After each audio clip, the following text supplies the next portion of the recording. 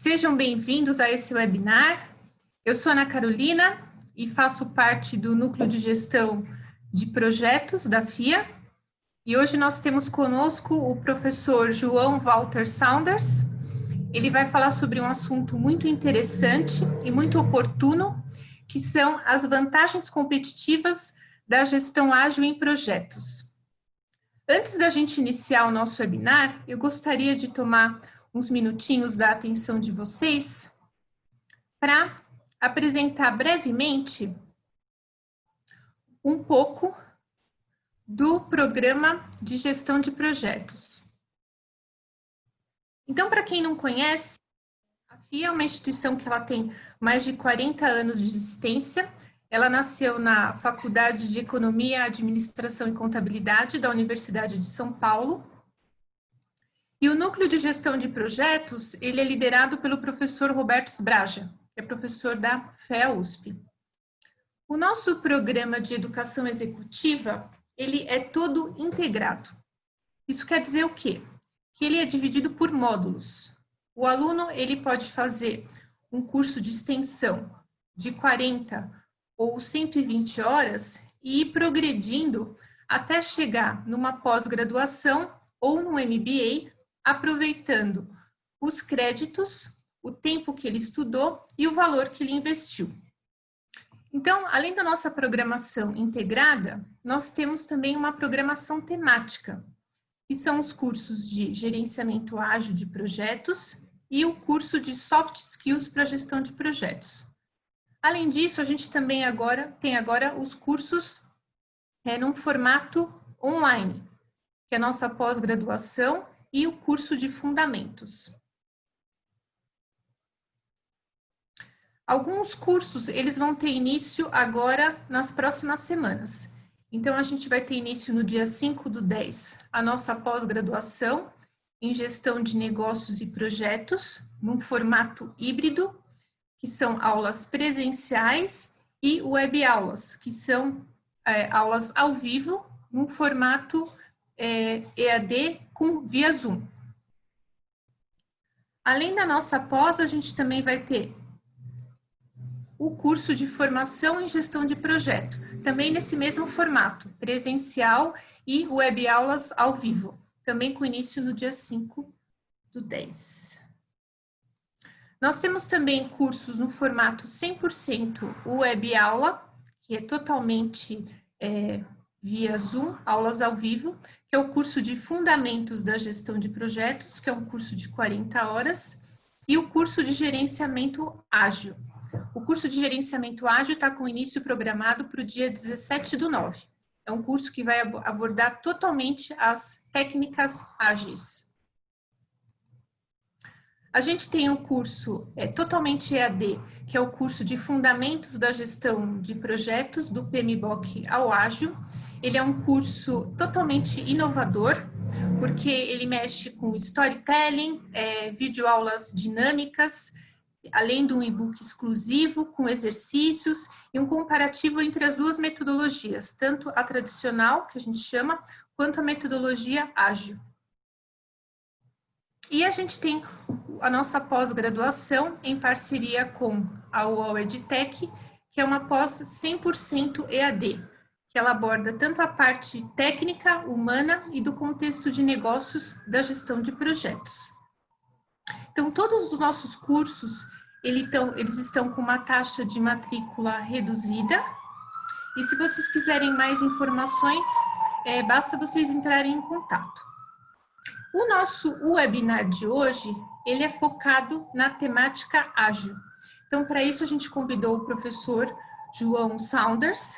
Ele vai abordar esse tema. O João, ele é doutorando em engenharia de produção pela Poli. Ele tem vasta experiência em projetos de pesquisa e desenvolvimento em várias companhias como a Mercedes, a Ford. Trabalhou como PMO da MapLink e foi mentor na Apple Developer Academy. Hoje ele é gerente de produto na Trílogo, além de professor de gestão de projetos em várias instituições, inclusive aqui na FIA. Então, antes de eu passar a palavra para o João, eu queria lembrar todo o pessoal que está nos assistindo, Se tiver alguma dúvida, alguma questão, pode colocar aqui no chat ou no campinho que o João vai responder no final, ok? João, muito bem-vindo. A palavra é com você. Obrigado, Ana. Gostaria de agradecer o convite, né? Gostaria de dar uma boa noite a todos. Vou compartilhar minha tela, né? Quando estiver visualizando, você me avisa? Sim. Perfeito.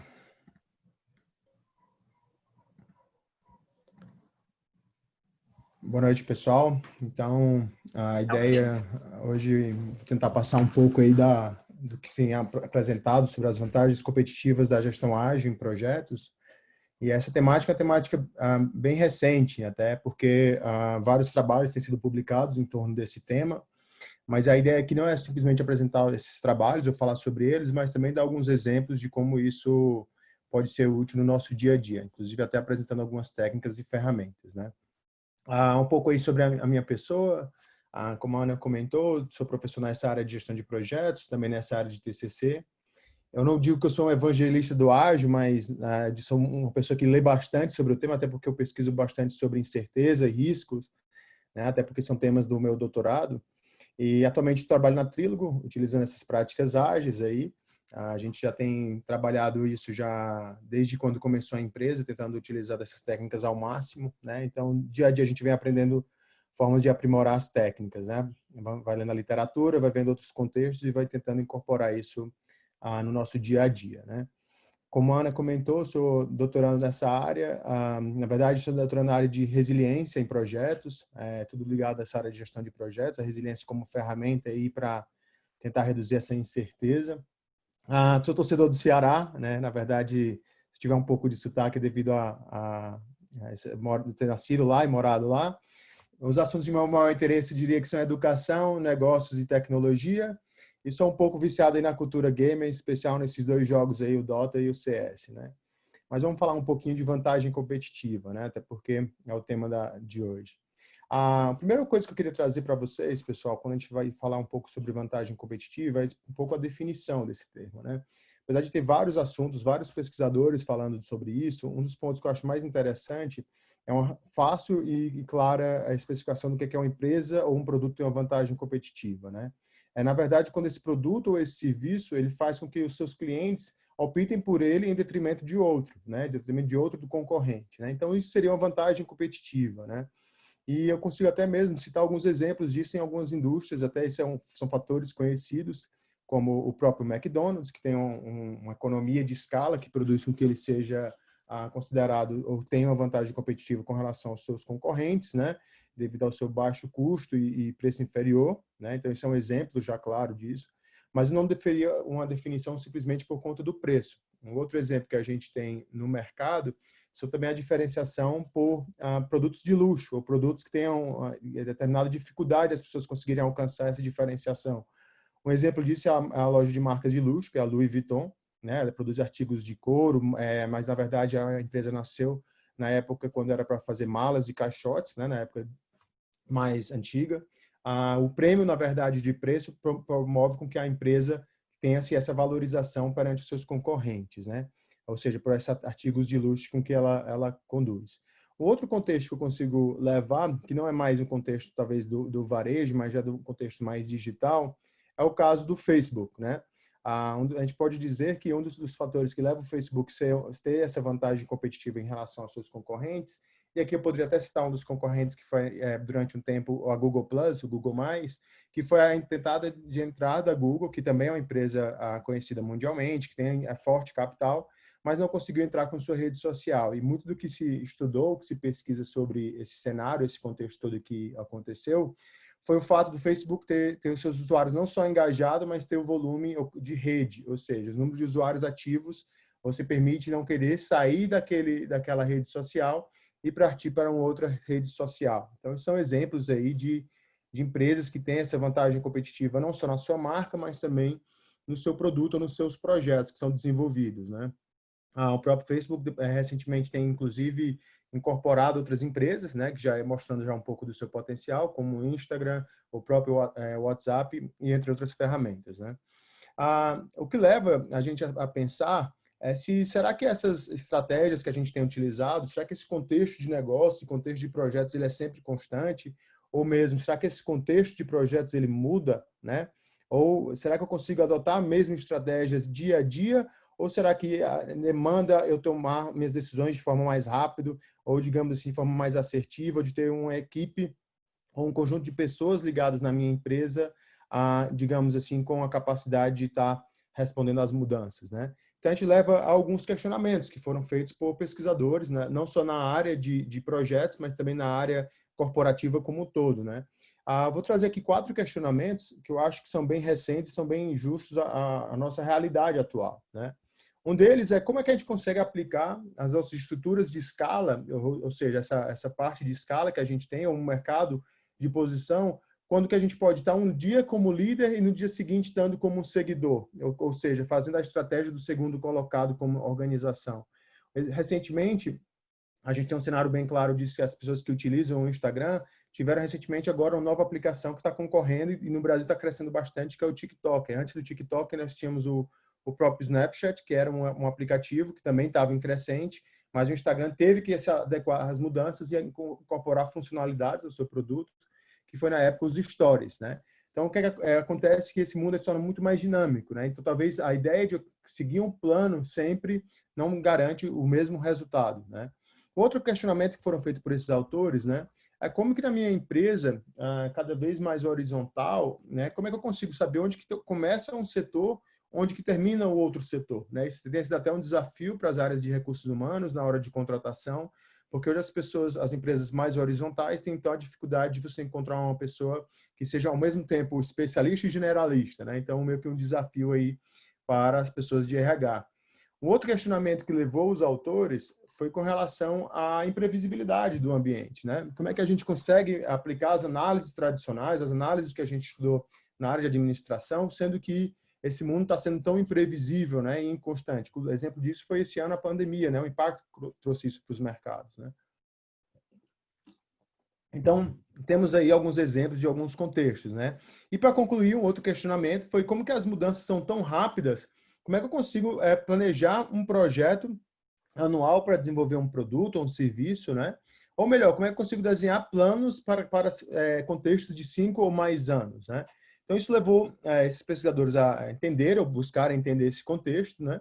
E o que a gente traz, o que a gente consegue buscar nesse contexto, consegue se resumir em o que os pesquisadores chamam-se de um novo acrônimo, né? Um acrônimo para essas palavras, para esse contexto, que é um contexto que a gente chama de VUCA, né? O que é que significa esse VUCA aí, esse novo termo? Na verdade, isso é uma sigla em inglês, né?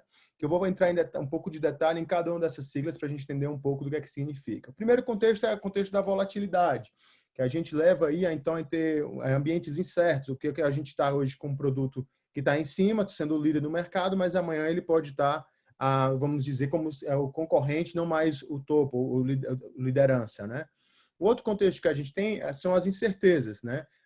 Hoje em dia, quando a gente vai tomar as decisões, a gente não tem todas as variáveis, a gente não tem as análises de causa e efeito de todos os fenômenos. Então, isso torna a gente tomar decisões, às vezes, no escuro, né? Leva a gente a ter que tomar esse tipo de decisão.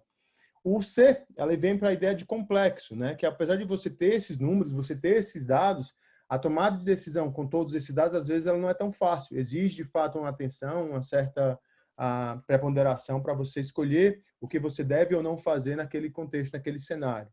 E o A é o contexto do ambíguo, né? Às vezes você vai tomar uma decisão e você acha que vai ter um efeito A, acaba tendo aquele efeito B que pode ou não ser positivo. Então, isso são o contexto que a gente está imerso aí nesse cenário de tamanha incerteza, volatilidade, complexidade e ambiguidade, né?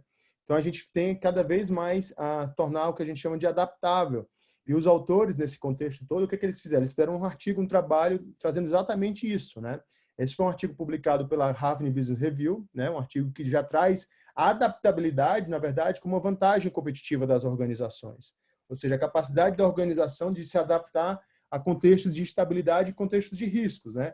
Isso levando não só para o cenário de projetos, mas até no cenário corporativo, né?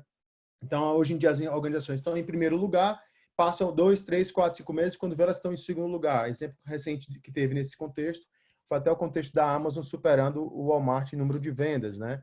Então, tem vários exemplos disso, né, desse cenário atual, esse cenário de VUCA, né? E aí leva a gente, talvez, a ter que pensar. E eu gosto muito de retratar um cenário que, na verdade, acontece bastante aqui comigo quando eu estou, que eu moro agora atualmente em São Paulo, quando eu estou no meu carro e quando eu estou ali próximo da Paulista, o rádio fica dando ruído.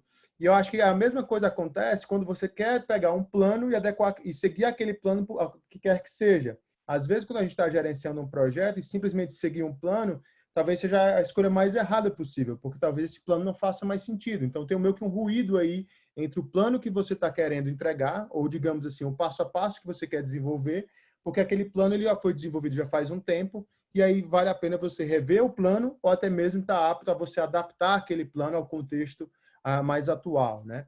Então, essa ideia desse ruído da prática que você está utilizando, talvez te leve a tomar decisões incorretas, né?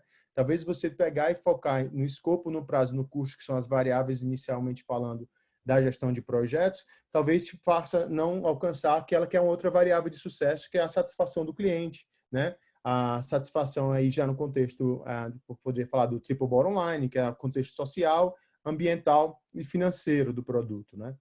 Ou do projeto. Outra frase que eu acho bastante interessante nesse contexto todo é a frase pontuada pelo Mike Tyson. Ele fala que todos têm um plano até que leve um soco na boca, né? Então, isso dá um exemplo aí claro de como a gente está seguindo sempre um plano e aí, não, vamos seguir o plano que isso vai dar certo. E pode ser, na verdade, muitas vezes acontece que o plano ele não está, digamos assim, atrelado ou as coisas mudaram, o cenário mudou, o contexto mudou, né? A ideia do VUCA é exatamente essa, né? Então, é importante a gente estar preparado para essas mudanças, né? E diante dessas mudanças, esse estudo da adaptabilidade vem crescendo cada vez mais, né? Então, essa ideia da mudança, né? Ela é algo crescente. E aí, felizmente, em 2001, né, 17 pessoas que estudavam ou também eram profissionais da área de gestão de projetos fizeram uma conferência, né? Na verdade, fizeram uma conferência para fazer uma coisa que mudou o jogo, né? Foi, na verdade, a conferência que mudou o jogo, hoje que a gente chama de ágil, né? Entre os dias 11 e 13 de fevereiro, tivemos 17 signatários, que eram as pessoas que estavam participando dessa conferência, né? Na verdade, não era o nome ágil ainda, na verdade, eles utilizaram o termo da conferência que era Lightweight Methods Conference, né? Na verdade, o que eles estavam querendo entender nesse contexto todo era, será que as práticas que eu estou utilizando para gerenciar os meus projetos, será que elas são úteis em todos os contextos ou às vezes estão me causando mais prejuízo do que benefícios na gestão do meu projeto, né? Então, eles estavam analisando exatamente esses contextos. Poxa, com quantas pessoas eu preciso ter um documento de comunicação? Ou com quantas pessoas, se eu tenho tendo contato diariamente com a minha equipe, por que faz necessário eu gerar um plano de comunicação e ter todo um volume de documentação, né? Então, eles estavam nesse resort, que é algumas fotos aí para mostrar para vocês, um lugar bem bucólico, né? Na verdade, esse resort que chama-se The Lodge at Snowbird, é um resort em Utah, né? Eles estavam todos nesse resort, tiveram esses 3 dias de conferência e eles estavam lá meio que fazendo esse plano, tentando compreender se fazia sentido continuar com aquele volume de documentação, com aquele volume de cronograma, de documentos para formalizar-se o início de um projeto de software. E eles começaram a avaliar, poxa, acho que isso não faz tanto sentido, né? Então, tem algumas fotos aí de como eles planejaram, né, essa conferência. Começaram, já tinha-se alguns resquícios já de ágil, já falava-se do Scrum, alguns deles foram criadores do Scrum, outros do XP, que são técnicas ágeis, né? Mas a ideia da conferência principal foi ter essa compreensão do dia a dia, se faz sentido eu estar sempre voltado a um plano ou se eu deveria ali me adequar, né, ao contexto, ao cenário e dali me moldar para a real necessidade do meu projeto, do meu negócio, né? E aí a conclusão daquilo tudo foi um manifesto, que eles chamaram de Manifesto Ágil para o Desenvolvimento de Software, que é onde nasce aí a primeira palavra, digamos assim, do termo ágil. O termo ágil já vem de outras pesquisas, mas a ideia consolidou-se, muitas vezes pode-se falar que consolidou nesse evento, né? Foi chamado Manifesto Ágil. Hoje esse manifesto está publicado em diversas línguas, é o manifestoagil.org, né? E você consegue ler o manifesto e entender a ideia dos propósitos deles, né? Dos signatários, depois quem assinou na sequência, né? Mas a ideia principal é que eles encaravam que esse formato de desenvolvimento de software, nesse contexto, que a gente chama de contexto cascata, ou contexto waterfall, ele passava e era muito estressante para o cliente e para a equipe, né? Porque você passava muito tempo na fase de análise, ou seja, tinha uma fase de você entender qual é a compreensão, a necessidade e o uso. Depois você tinha uma fase de design, ou seja, de você compreender e detalhar o design daquele software, né? Fazendo as telas, as interfaces, os códigos, planejando o banco de dados. Depois você tinha a fase de codar, né? Fazer o código, testar, e daí, então, você pegar e fazer a implantação no seu cliente. Ou seja, o cliente só iria ver algo de fato implantado no seu sistema depois de passar por todas essas fases. Então, quando você dizia que estava na metade do desenvolvimento, na verdade, estava aqui concluindo a fase de design, se eu fosse falar em etapas, né? Então, o cliente demandava, tinha um certo volume de investimento e, na verdade, não estava vendo nada ao seu valor, ao seu uso, né? E aí, a ideia do Manifesto Ágil, traduzindo aqui, ele falava exatamente, poxa, não faz sentido a gente ter todo um esforço de desenvolvimento, né, para só entregar valor no final. E aí eles começaram a ver, poxa, acho que faz sentido eu talvez ter um pouco mais de interação com as pessoas, interação com o usuário final, interação entre a minha equipe, e isso vai, vamos dizer, vai ter maior benefício do que ter processos e ferramentas, né?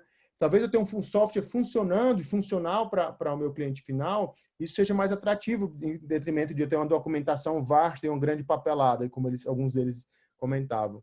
Então, a colaboração com o cliente, ou seja, eu tenho um cliente próximo ao produto, à equipe, isso faz com que seja mais agradável do que eu ter uma negociação de contrato, saber quais são os termos, as cláusulas, né?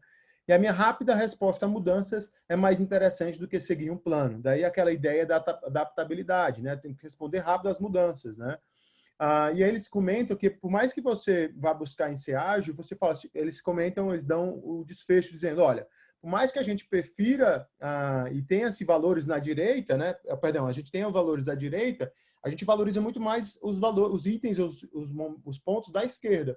Ou seja, a interação, o software em funcionamento, a colaboração e a resposta rápida a mudanças, né? Então, isso foi o manifesto, né? Esse manifesto, como eu falei, está escrito em várias línguas. Se vocês forem acessar, deixei aqui a fonte, para quem for acessar tem mais informações do manifesto. Então, isso levou a uma vasta mudança no desenvolvimento de software. Isso pode ser percebido pela maneira de como eles desenvolviam, que antes era assim, e passaram, na verdade, a fazer um desenvolvimento nesse cenário, nesse contexto. O que mudou, então?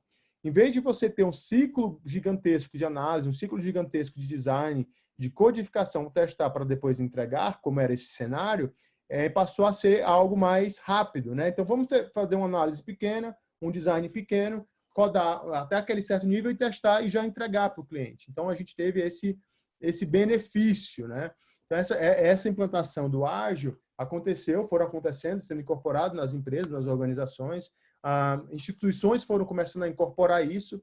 Recentemente, em 2017, o próprio PMI, que escreve o livro PMBOK, incorporou um guia ágil já no seu guia mais conhecido, que é o PMBOK. Então, o guia hoje do PMBOK tem uma parte voltada para ágil, uma parte especificamente falando da gestão ágil, onde fala-se de práticas, metodologias, abordagens, né?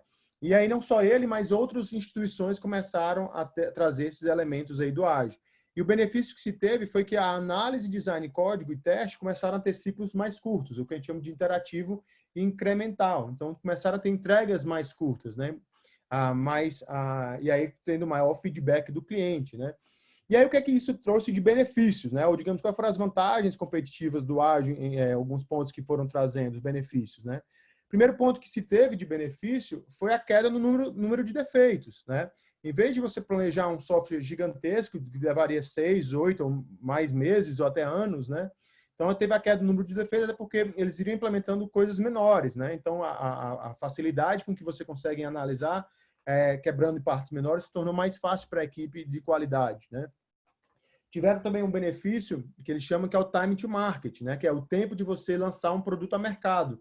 A ideia deles reduziu em torno de 18% a 20%. Isso já foi da pesquisa da Price, né? Também faz parte do artigo da Harvard Business Review, já trazendo os benefícios. Tiveram melhorias de produtividade, tanto a melhoria de time to market quanto produtividade, ela tem essa variabilidade porque depende do software que está sendo desenvolvido, depende também do contexto, né? Então, esses são pontos importantes aí do benefício. Mas, em todos os casos, tiveram melhoras significativas aí. A parte de custo, teve a redução aí de 7% a 29%. E teve também a satisfação da equipe, de 20% a 40%. A satisfação da equipe tem muito se deve também ao fato da colaboração, né? Então, você tem mais contato com o cliente, você já tem o fato de você conseguir interagir com as outras pessoas, interagir com as outras áreas. Então, isso facilitou bastante esse contexto aí, né? Um outro ponto que a gente tem que é importante destacar são os desafios para a gente implantar o ágil, né? Você fala, é mais fácil, é só aplicar uma prática ágil já me torna ágil? Não, às vezes a gente acha que simplesmente fazer uma reunião diária de 15 minutos, que eles chamam de daily, isso já me torna ágil. Na verdade, tem que mudar toda uma cultura ou uma estratégia na organização. Então, na pesquisa que eles fizeram sobre a adoção do ágil, um dos pontos que eles mais comentaram que é mais difícil incorporar na empresa a agilidade é mudar a cultura organizacional. Hoje a gente já escuta falar que algumas empresas têm os que eles chamam de evangelistas ou agile coach, né, que são pessoas que trabalham na organização com o intuito de fomentar essa cultura, esse dia a dia. Então, essa adoção das práticas ágeis é um desafio, né? A mudar também a cultura da TI, né? De maneira como a TI trabalha, isso demanda um esforço também.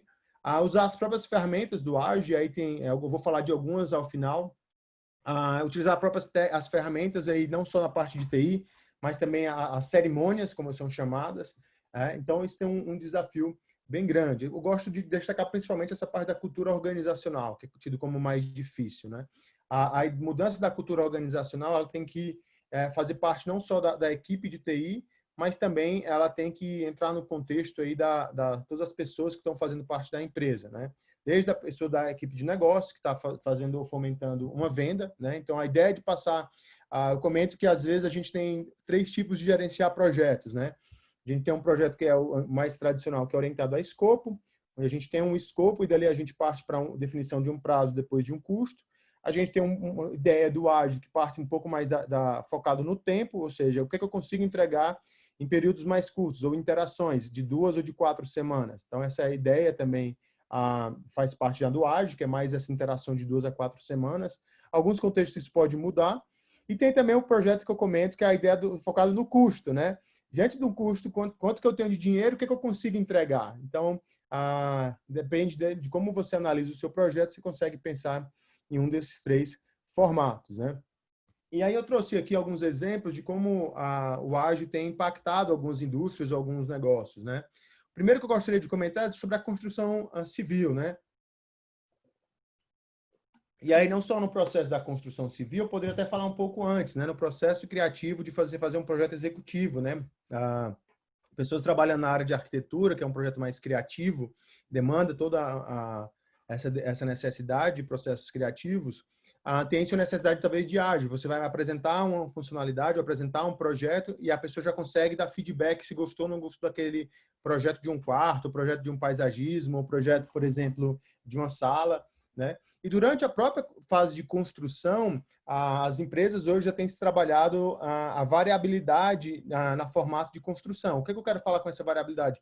Você pode hoje, quando você vai em alguns stands, você tem algumas opções. Você vai querer uma sala mais ampliada, você gostaria de transformar aquela sala em outro quarto. Então, essa ideia de interação junto com o cliente, de tornar esse ambiente mais variável, digamos assim, já tem resquícios do ágil. Na construção, especificamente falando, tem técnicas do ágil que são, por exemplo, Lean Construction, já são focados aí na abordagem do ágil. Ou também a técnica do Last Planner, são exemplos aí de práticas ágeis voltados para a construção civil, né? Então, são alguns dos cenários, né? No contexto do desenvolvimento de software, a gente consegue já ver isso de vários formatos. Um desses formatos são os testes AB. O que são esses testes AB? Você tem um site e você coloca 2 chamadas diferentes para esse site para você conseguir avaliar qual das 2 chamadas há um maior número de cliques no seu site, né? Então, isso já faz ali você validar, poxa, acho que esse cenário aqui fica melhor a gente colocar essa chamada para a pessoa clicar nessa roupa ou nesse artigo que eu estou vendendo, né? Então, isso tem já voltado para contextos de software.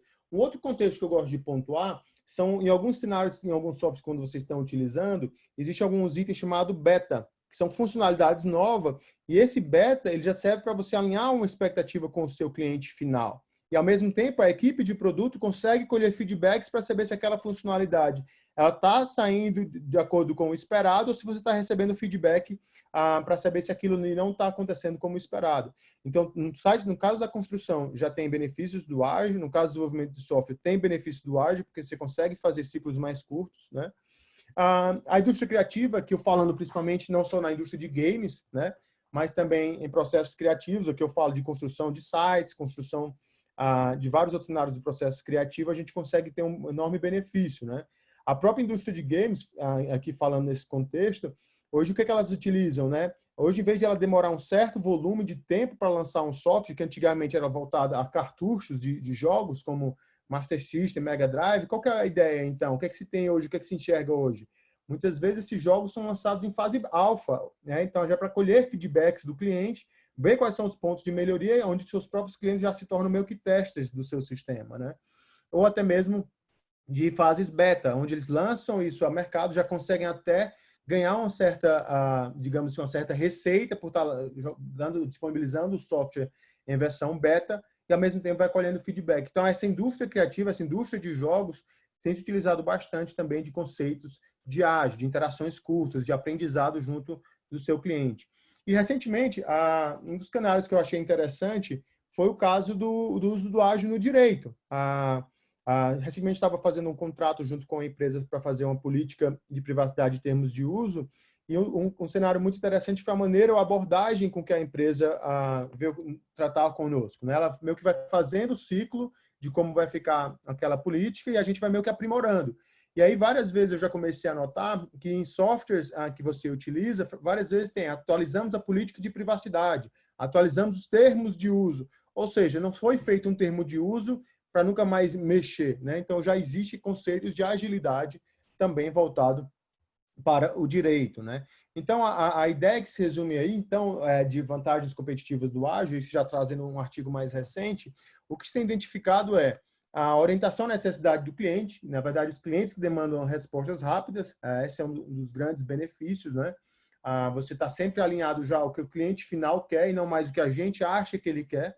Então, isso tem um enorme benefício de você utilizar-se das práticas ágeis. Um feedback mais rápido e mais contínuo com relação ao produto, ou seja, a gente está falando aí no contexto onde o feedback ele já está incorporado ao produto quando eu utilizo de analytics, eu consigo incorporar isso a softwares ou pelo menos ferramentas web, onde eu consigo analisar onde que meus usuários estão clicando com maior frequência, onde que meus usuários estão passando a maior parte do tempo no software, então isso já consegue ser incorporado ao feedback, eu já consigo ver o que é que tem de maior valor no meu produto. A própria redução do time to market, ou seja, de eu lançar o meu produto ao mercado, em vez de esperar que tudo aquilo se conclua para então lançar o meu software ao mercado, como era antigamente a ideia do software de prateleira. Hoje em dia eu consigo lançar um software em pouco tempo e o software já vai sendo melhorado dia após dia. Né? Quem tem videogame tem que passar muitas vezes a ligar, tem lá, fazendo a atualização do sistema. Muitas vezes, quando a gente vai ligar o nosso computador, tem lá, atualizando o sistema. O que acontece? Eles fizeram o lançamento de um produto e aquele produto vai passando por melhorias, né? Ciclos de melhoria. Então, tem essa ideia da resposta rápida às mudanças, ou seja, não fico sempre parado de forma estática, né? E, por último, a colaboração, o aprendizado e a escuta das necessidades do negócio, né? Então, essa constante colaboração entre setores e o aprendizado que você vai tendo ao longo do desenvolvimento, isso vai aprimorando a forma de como você vai concebendo o seu produto ou o seu projeto, né? Então, isso tudo te permite ser uma empresa com maior vantagem competitiva, né?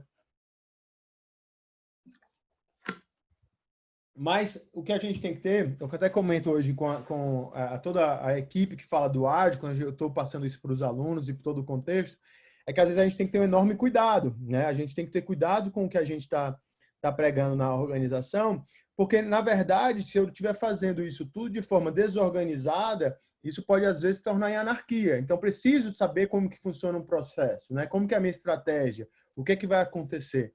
Em um artigo recente que eu consegui fazer uma publicação, a gente trata um pouco desse assunto, né? Que é você saber onde que cada pessoa vai fazer quando ter um incêndio, né? É importante a gente saber como que as coisas vão mudar, como que isso quais são digamos assim, o papel e a responsabilidade de cada pessoa quando aquilo lhe acontecer.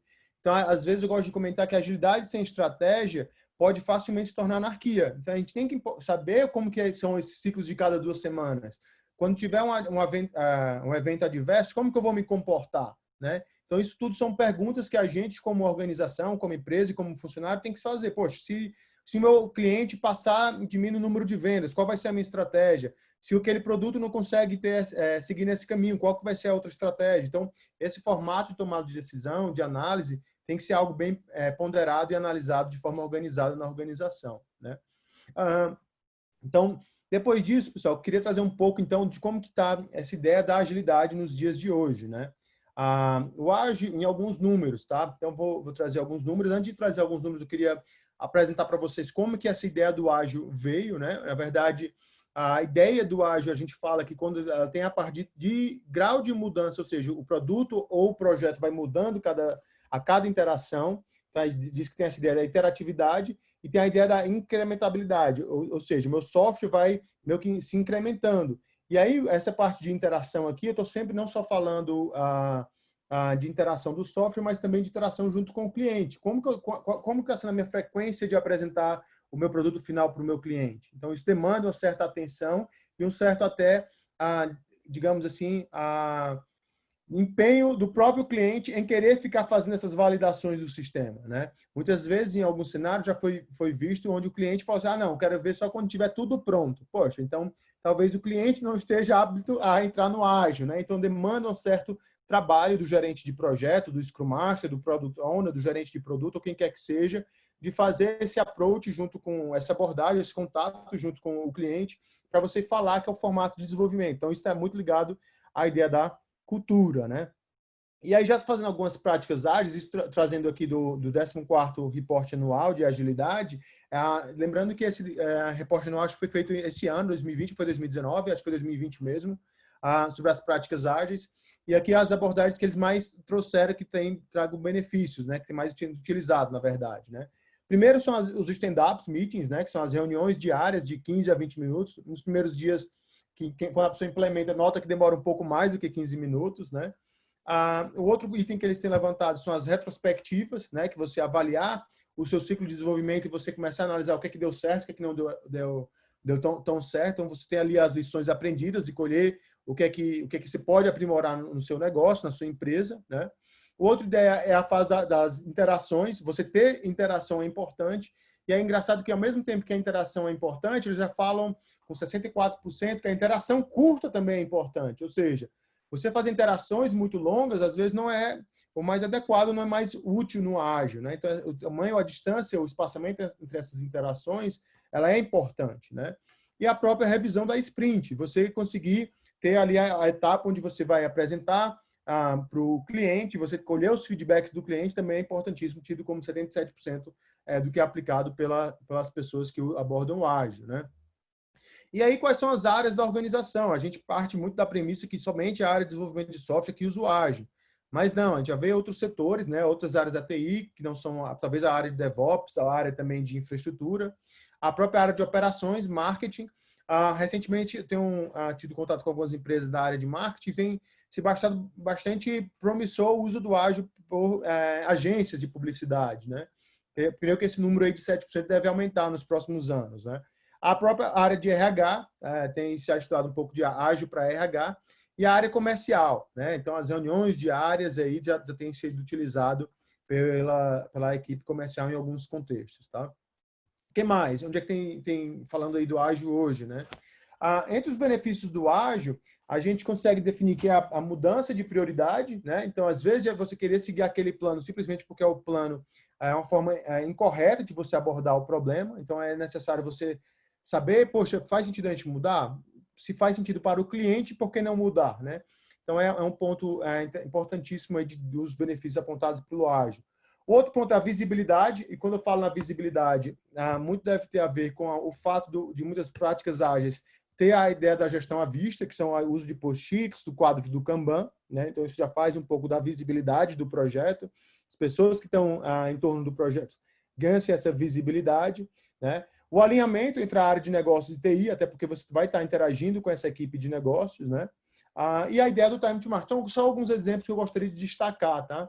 E ao mesmo tempo que tem sido esses os benefícios do ágil, por mais interessante que seja, as razões para a adoção do ágil têm sido bem parecidas, né? O que é que leva a empresa a querer adotar, né?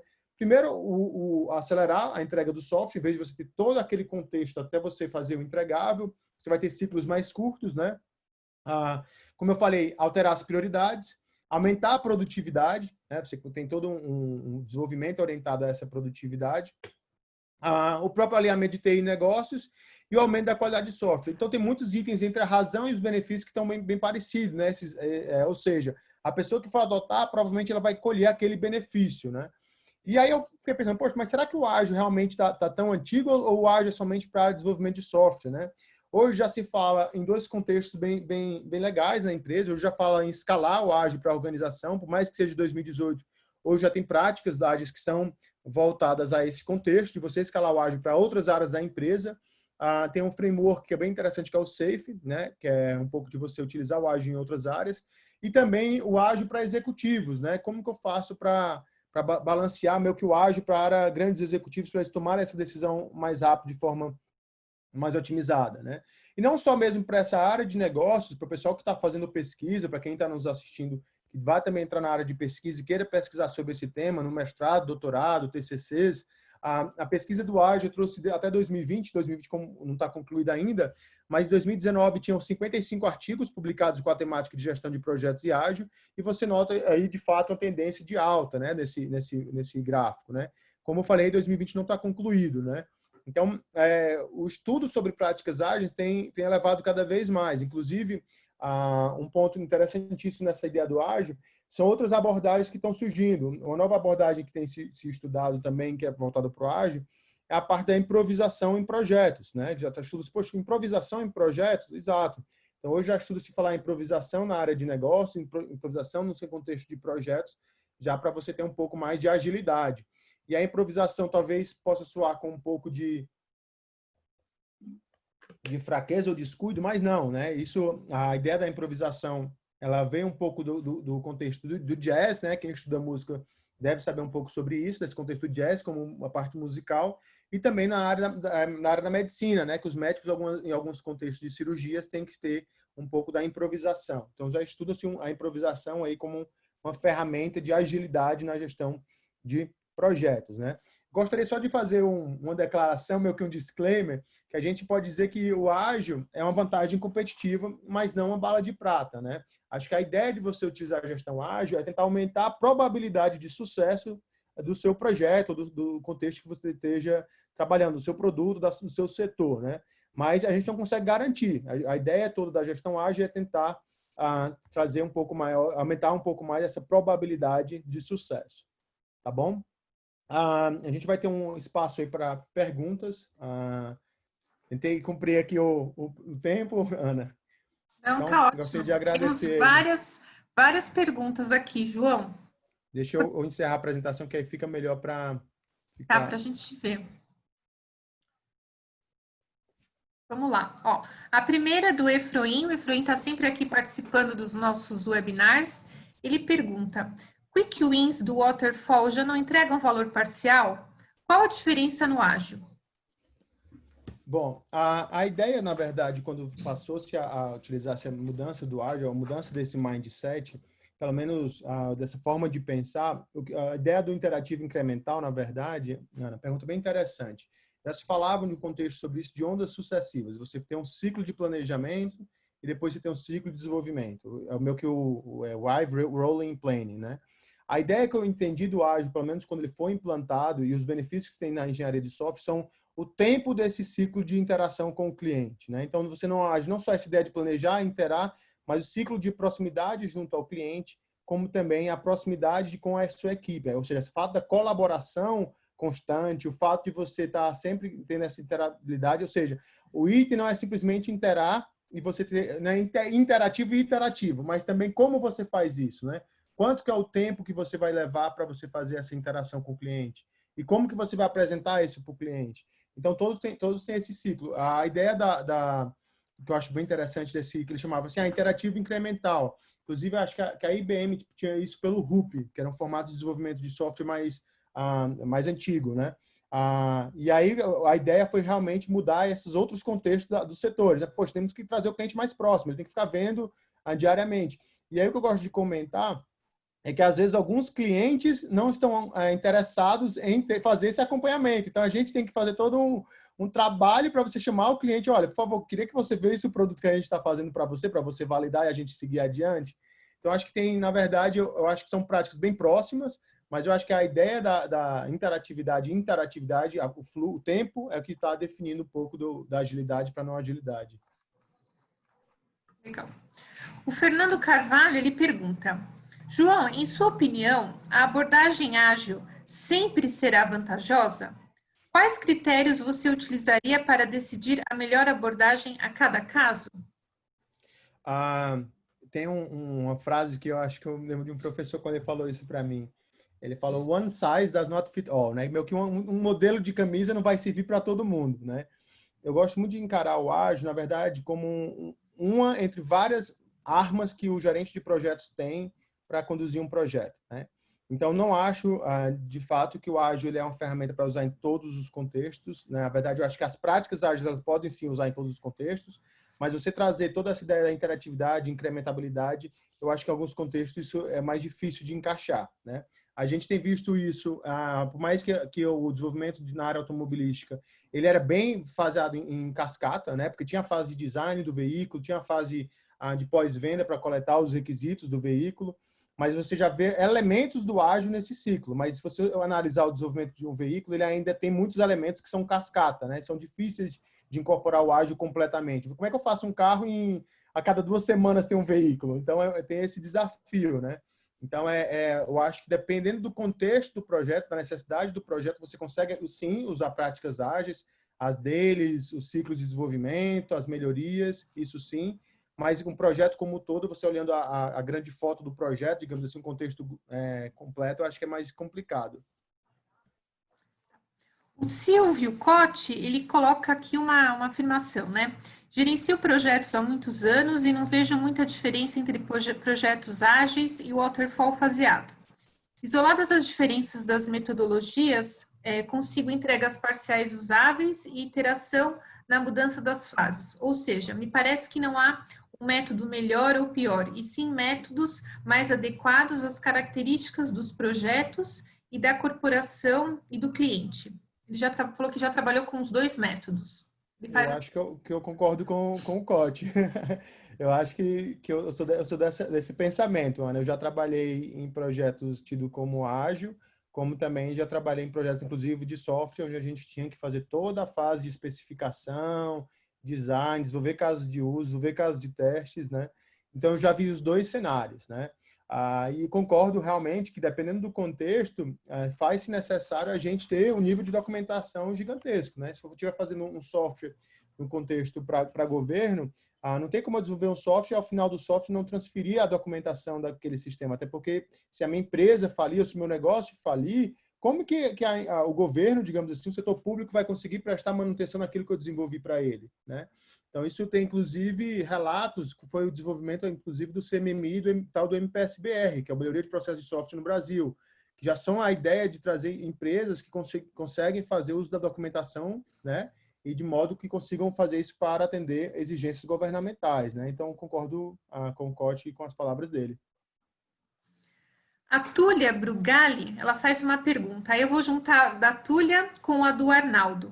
Como as empresas estão aplicando o formato ágil nas demais atividades internas operacionais? Você tem alguns exemplos? Aí o Arnaldo, ele pergunta, ele fala assim, dê um exemplo de utilização dessa metodologia ágil no RH. Pronto. Vou dar um cenário que tem passado bastante percebido agora em um contexto que a gente estava passando, né? A gente teve das empresas onde eu trabalhei, que a gente demandava ter um volume grande de contratações, né? E aí a ideia, primeiro que passou do RH, era, não, prepara todos os planos de cargo, as descrições de cargos, para a gente fazer tudo isso de uma vez. Eu falei, poxa, mas é um desafio fazer isso tudo de uma vez. A gente vai fazer várias descrições de cargo para cada setor. Então, isso teve esse cenário onde a gente falou, poxa, vamos fazer aos poucos, vamos tentar publicar 2 cada semana, e aí a gente consegue não parar todo mundo para ficar fazendo quase uma semana inteira de descrição de cargos, para depois lançar na outra semana, por que a gente não faz uma cada dia e aí a gente consegue seguir? Outro contexto que eu já vi de RH sendo incorporado foi em um projeto especialmente de cargos e salários, né? Na verdade, a empresa queria implantar um cargos e salários e a maneira como a empresa viu, não, vamos fazer o plano de júnior, pleno, sênior, líder, para todos os cargos. Então, tinha que fazer tinha dado os steps, né? E aí a gente falou, poxa, não é legal a gente começar com alguns cargos, algumas funções, algumas atribuições, e aí a gente vai incorporando isso aos outros cargos? Porque se você imaginar uma empresa onde tem setores de TI, setor de RH, marketing, os setores comerciais, ia demorar muito tempo, né? Então, o próprio setor de RH falou, poxa, realmente acho que faz sentido a gente incorporar o plano de cargos e salários aos poucos, né? E não simplesmente mudar completamente a nossa folha de pagamento. Inclusive, teve até um dos motivos de levar para o AGE foi o impacto na folha de pagamento da incorporação do PCC, do Plano de Cargos e Salários. Perdão, PCS, Plano de Cargos e Salários. Falei PCC, equivoquei. É o PCC. Aí até falou assim, poderia explorar mais sobre o uso de metodologia ágil aplicada ao setor de jurídico? Pronto. O contexto único que eu já vi no setor de jurídico foi esse contexto atual, foi recente, inclusive. A gente tem trabalhado aí para elaborar um contrato, né, para um dos softwares que eu tenho trabalhado. E aí a ideia foi que o setor jurídico falou, Walter, vamos tentar fazer uma versão inicial e a partir do momento que a gente vocês vão desenvolvendo as funcionalidades no seu software, a gente vai incorporando essas mudanças, né?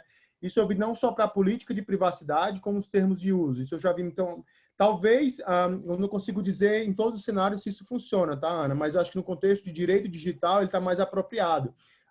Recentemente eu fui até utilizar, acho que era o Google Meet, né?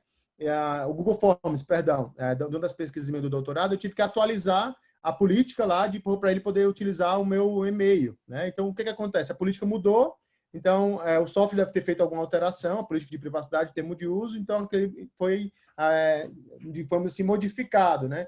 Então, não é uma coisa que está todo um trabalho para perguntar como é que vai funcionar o seu software para depois eles desenvolverem. Ou seja, ele faz uma versão, melhora, faz outra versão, melhora, e aí tem um ciclo de desenvolvimento. Pelo menos isso eu já vi na área de jurídica, né? E acho que com o Marco Civil, né? Acho que está já quase começando a valer aí nos próximos dias, né? Eu acho que isso vai incorporar cada vez mais nas empresas brasileiras, né? Nossa, tá chovendo pergunta aqui, João. Eu vou jogar do Francisco e da Tânia. Como utiliza essa metodologia na escolha e implementação de software de gestão, ERP e respectivos módulos? Quais as principais ferramentas, aplicações que podem ser utilizadas na organização desse processo? Bom, o contexto de desenvolvimento... O pessoal quer saber ferramentas. Ferramentas, bom. Algumas ferramentas que eu já vi sendo utilizadas, Ana, uma delas é o próprio Asana, o Trello e o Gira. O Gira é considerado um dos principais softwares da Data Atlassian, que é utilizado não só para o desenvolvimento de software, mas também para a parte de DevOps, pessoal que tem trabalhado com desenvolvimento de software, né? O próprio Trello é um bom desenvolvimento. Tem um outro também que até comentei com você mais cedo, que é o Monday.com. São ferramentas que têm sido bastante utilizadas aí para o contexto de desenvolvimento de software. Já a parte que foi a outra pergunta que foi feita foi o contexto de ERPs, né? Implantação de sistemas em setores, né? Nesse caso, um dos casos que eu já vi falando sobre implantações de ERP e fatores críticos de sucesso nesse contexto são a fase de integração pessoas específicas dos projetos, né? Em fase de ERP, o que tem se observado, que tem tido como benefício, são você coletar pessoas chaves na corporação e levar para o que eles chamam de sala de guerra, né? Que eles chamam de war room, para definir lá os processos da implantação do ERP e dali, então, começar a fazer os ciclos de melhoria e desenvolvimento do sistema, né? Ali da implantação, né? Já que ERP é um contexto bem de mudança realmente, né? Quando você vai incorporar isso no setor financeiro, no setor de logística, ou até mesmo no setor mesmo de estoques, né? Então, você vai ver essa parte de implantação de ERPs é um desafio. Então, o que tem se estudado muito de fatores críticos de sucesso, pelo que eu li, é a utilização realmente de pessoas-chave e levar para o que eles chamam de sala de guerra, né? E fazendo esses ciclos a cada 2 semanas, né? Colocar o que eles chamam de gestão à vista, saber o que cada um vai fazer e cada ciclo de desenvolvimento vai avançando. A pergunta do David. Estou me preparando para a certificação na ferramenta Kanban pela CertProf. Já tenho curso de Scrum híbrido, Scrumban. Existe o mesmo híbrido de canágio ou semelhante? Não conheço esse termo, né? Bem não, Canágio. canágio. Não conheço esse Canágio. termo. Mas o uso do Kanban, sim, eu conheço, né? Não só pelo Scrum, mas antes do Scrum, até mesmo na era de engenharia de produção, a gente já tinha esse conhecimento da área produtiva, né? Mas eu não conheço essa certificação, então acho que é melhor Eu também não dar não. nenhum palpite. Surgem uns nomes diferentes, né? Essas coisas que a gente não consegue nem acompanhar. Paulo Shiva, você consegue citar onde a metodologia ágil não é recomendada? Há alguma situação que ela não se mostra a melhor opção? Eu tenho alguns contextos que eu acho interessante comentar, tá? Se você for analisar, por exemplo, o contexto da construção civil, apesar de ter alguns elementos do ágil, algumas fases elas têm que serem seguidas, né? A fase de fundação de a construção de uma casa, você não tem como fazer a fundação e depois fazer modificações na fundação, né? Então tem a fundação, a fase de alvenaria, depois tem a fase ali de acabamento, pintura, enfim. Então você não consegue, digamos assim, é inviável pelo contexto, é meio que se você estiver falando de cronograma de projetos, existe uma certa precedência ali, uma coisa que demanda uma restrição. Você não consegue avançar em outros cenários se não tiver a ideia da fundação, né? Entretanto, no próprio contexto de construção civil, tem se falando de práticas ágeis, como é o caso do Last Planner, que você faz planejamentos para evitar que o seu processo produtivo pare, né? Então, você começa a ter antecipações de eventos, você faz planejamento de cada 2 semanas no seguinte contexto. O que é que vai estar acontecendo daqui a 4 semanas que eu tenho que planejar hoje as minhas compras, aí em termos de aquisições? Quanto que eu tenho que comprar, talvez, de areia, cimento, brita, ou até mesmo itens voltados mesmo para a fase de acabamento? Então, muitas vezes tem se mostrado ser útil para a área de construção civil, né? Mas apesar do processo produtivo de um apartamento, de um edifício, ele ser ainda faseado como uma cascata, né? Tem a fase de fundação, tem a fase de alvenaria, tem a fase... lógico, tem o projeto executivo inicialmente, né? Tem tudo isso, movimentação de terra. Então, é um contexto onde você consegue utilizar algumas ferramentas, mas não o todo, tá? Então, você já está respondendo uma parte da pergunta do Mário, que ele queria exemplos de aplicação de práticas ágeis em canteiros de obras.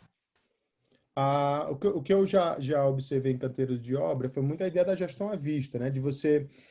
teve inclusive, uma vez que eu participei de um evento, quem estava palestrando era exatamente o cara que estava desenvolvendo... Foi um engenheiro da obra da construção do Castelão, lá em Fortaleza. E ele falou que utilizou das práticas ágeis, era meio que na segunda-feira ele levantava as pendências, na sexta ele batia as pendências. Então era meio... Levantava um Kanban, um quadro, olha, as pendências são essas, no final da sexta-feira a gente vai... Então era meio que um to-do e done, né? Então no final da semana a gente tem que ver o que é que não aconteceu para a gente saber quem é que vai endereçar os problemas, né? Então no canteiro de obras já vi muito mais uso do Kanban, do Lean Construction, isso tem sido bem utilizado, né? E no contexto também de projetos turnkey na área da construção civil, tem-se isso também para a fase onde você vai ter que comprar os itens ou os insumos da fase de acabamento, né? Você tem que antecipar ali o que é que vai fazer na sua fase de acabamento para você entregar aquele projeto turnkey, né? Que é aquele projeto onde você vai entregar ali somente para a equipe chegar e começar a operar, né? E também, inclusive, um trabalho que eu fiz com um aluno, com a Vanessa, ela estudou um pouco de práticas ágeis em processos criativos. Ela é arquiteta e ela estava tentando entender como que eu consigo fazer e planejar um cronograma em um processo criativo, né? Porque você desenha, mas aquele ócio produtivo ali ele é importantíssimo, né? Então, em processo criativo que envolvam arte, o pessoal da área de jogos, se você pegar e apressar a arte, às vezes você piora e não tem um resultado que você desejava, né?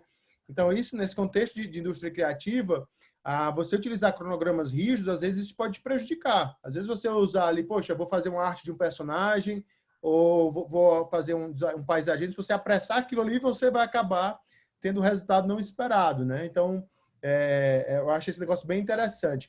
Em contrapartida, tem uma citação, não lembro quem é, mas ele fala mais ou menos, acho que é do Steve Jobs, inclusive, que ele fala assim, the best design delivers, né? Tipo assim, o melhor design entrega, né? Então tem essa fase também. Não adianta você ficar só no ócio criativo e não entregar o que é esperado, né?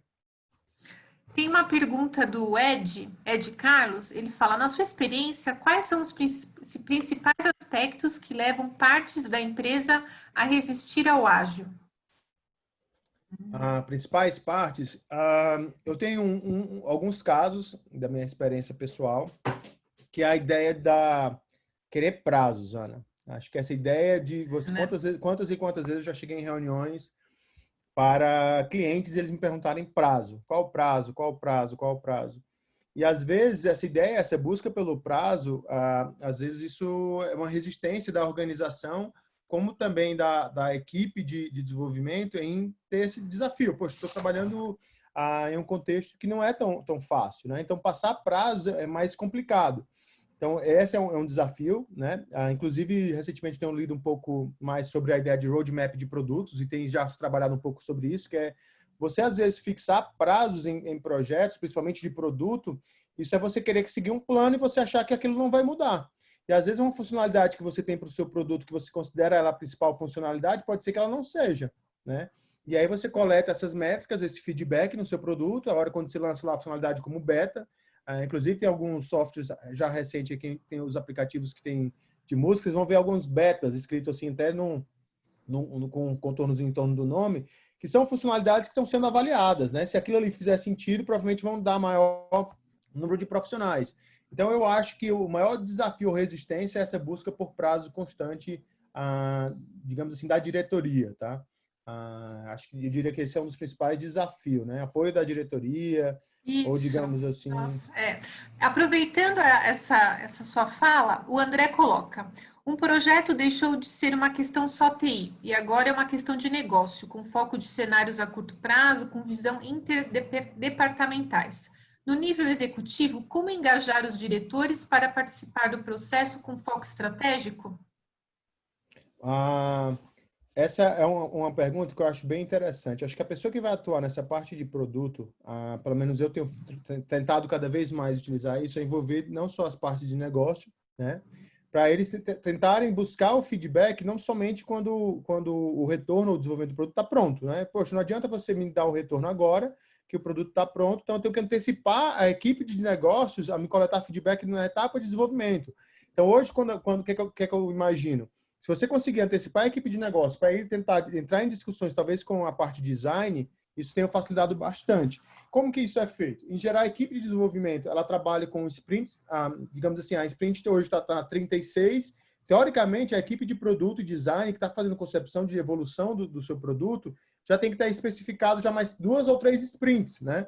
Para a gente ter esse tempo de mudança, né? Poxa, você vai apresentar para a equipe de negócio um design, uma prototipação de alta fidelidade, de média fidelidade, e dali a equipe de negócio conseguir dar, digamos assim, o seu feedback. Não adianta eu esperar a minha equipe de desenvolvimento desenvolver todo o software, planejar a arquitetura de dados, planejar o banco de dados, implementar para depois dar o feedback. Então, cada vez mais, essa busca pelo feedback antecipado, digamos assim, tem sido um trabalho, é uma constante minha e acredito que de outros gerentes de produto que trabalham nessa área e gerentes de projeto, né? Quanto antes você receber o feedback, melhor sobre como isso vai ser feito.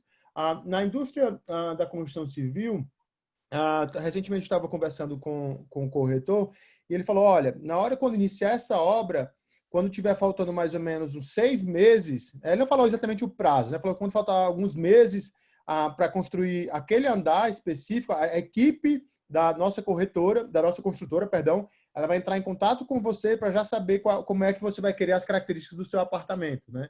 Então é bem próximo esse feedback, essa necessidade de proximidade com o cliente, ela é muito real, certo? Então é um ponto bem de interatividade constante. O Tadeu pergunta: como você recomenda orçar um projeto de software em metodologia ágil? Esforço versus prazo versus escopo versus satisfação do usuário? Tadeu, excelente pergunta. Excelente Boa, né? pergunta.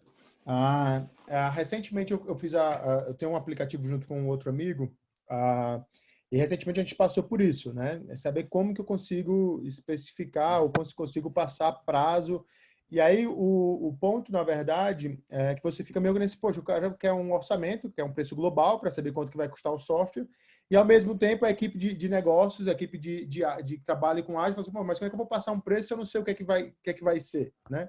Então, tem todo esse desafio, né? Mas como que isso tem se trabalhado, tá?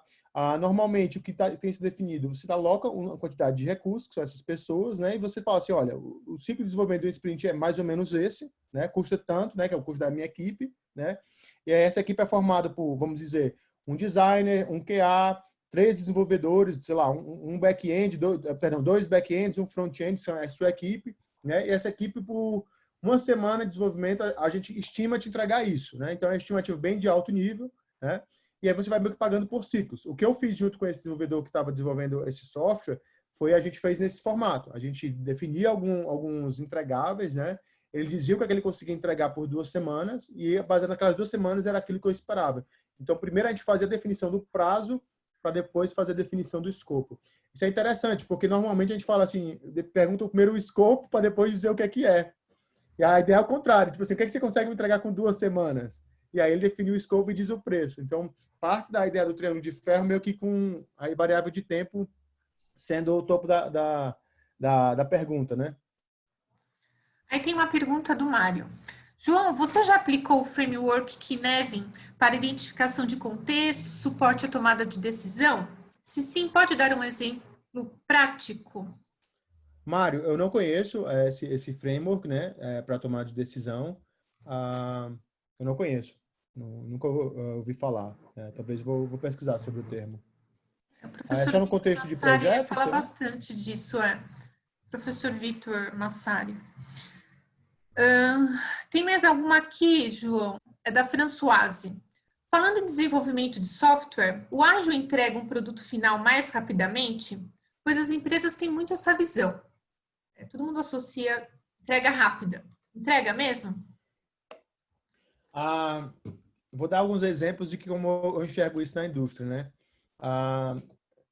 Eu sou muito fã como eu falei ali no início da apresentação, dessa ideia de jogos, né, de games, né? O que eu tenho observado, pelo menos na indústria de games, é essa antecipação da entrega de jogos, né? Você vê um jogo que é lançado teoricamente era para ser lançado em 2021, algumas vezes é antecipado com versões alfa e versões beta, né? E muito disso se deve a essa busca por time to market, né? Vamos tentar alcançar esse time to market, antecipar e ter lá as vendas, digamos assim, né? E aí muitas vezes eles entregam o software antes, né? E com defeitos, né? Isso várias vezes eu já tive que paguei pelo jogo mais cedo, né? Tive o jogo lá e ao longo do jogo eu tive que reportar algumas vezes bugs da funcionalidade. E, lógico, quando eles lançam a versão final, é esperado que eles tenham já corrigido aqueles bugs, né? Então parte da versão alfa, versão beta até a versão final. Recentemente não. Na verdade já faz um tempo que a Apple ela lança ano a ano o desenvolvimento do sistema operacional para celulares, né? Que é o iOS 11, 12. E o que é que ela faz? Um dia quando ela faz o evento, que é meados de junho, a maio, junho, que é o chamado WWDC, no próprio evento ela fala as funcionalidades e na próprio evento o que é que ela faz? Ela libera a versão beta para as pessoas instalarem nos seus aplicativos, nos seus celulares, Ana. O que é mais interessante é porque os próprios usuários, e são fãs da marca, né? Eles instalam e aí eles já vão dando feedback. Olha, a funcionalidade do Night Shift não está funcionando muito bem, ou está travando aqui. Então, você começa a coletar esses feedbacks do cliente, né? Então, eu vejo que cada vez mais a ideia do cliente ter contato com, digamos assim, o que eles chamam de early adopters, né? Os usuários que acessam de forma mais cedo, estão sendo as pessoas que estão dando feedback para a equipe de produto e a equipe de projeto, né? Então, eu creio que sim, que essa ideia do time to market tem encurtado, sim, devido às práticas ágeis. E aqui são só alguns exemplos aí do que eu tenho observado, né? De aplicação dessa ideia do time to market mais curto.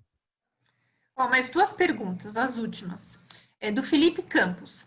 É possível ter times ágeis quando os desenvolvedores técnicos são de um fornecedor externo e não da equipe de trabalho interna da empresa?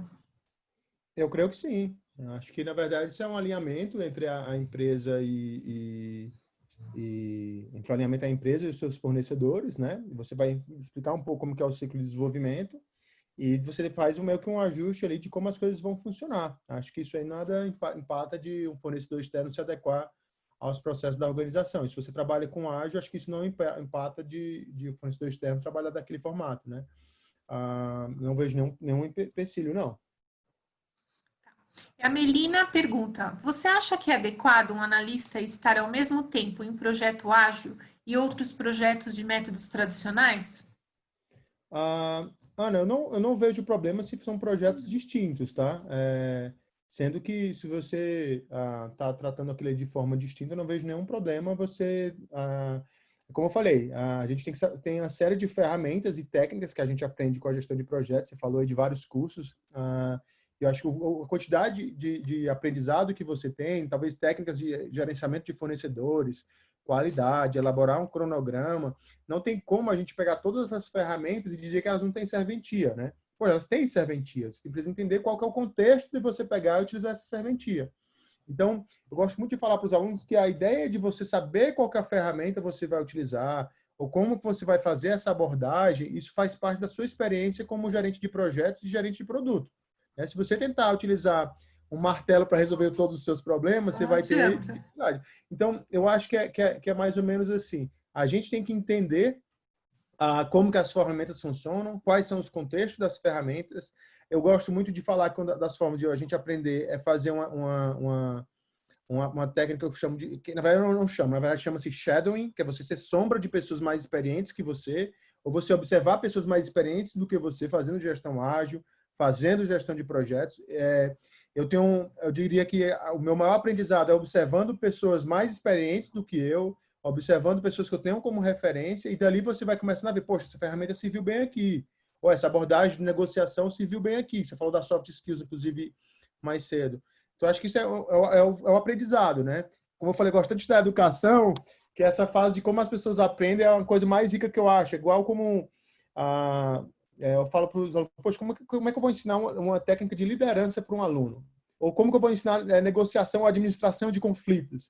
Então, às vezes, você dá exemplos ou cenários, isso é uma maneira de facilitar, de você colocar aquele aluno naquela situação onde ele vai ter que, digamos assim, lidar com cenários reais. Né? Então, essa é o que eu tenho observado como a maior forma de aprendizado e de uso de ferramentas. Né? Você entender o contexto e onde aquilo ali serviu. Né? Perfeito. Então, antes da gente encerrar, eu quero compartilhar de novo, para quem não estava presente no começo e tiver mais dúvidas e quiser aprofundar sobre o tema de gerenciamento ágil, a gente está com o curso que começa no dia 17/9, é um curso de 40 horas, 100% no formato web aula, de gerenciamento ágil, as principais técnicas, ferramentas e abordagem colaborativa, e a diferença entre o tradicional e o ágil, que também é um curso, esse EAD, tá? Então, quem tiver dúvida pode entrar em contato com a gente, que a gente tira. João, eu queria que você deixasse seu contato. O pessoal está perguntando, está até perguntando se você pode disponibilizar a apresentação. Posso sim. Eu te passo a apresentação e aí a você consegue gente envia disponibilizar? por e-mail. O meu Seu contato no Coloca LinkedIn, aqui no eu vou o seu escrever aqui. LinkedIn.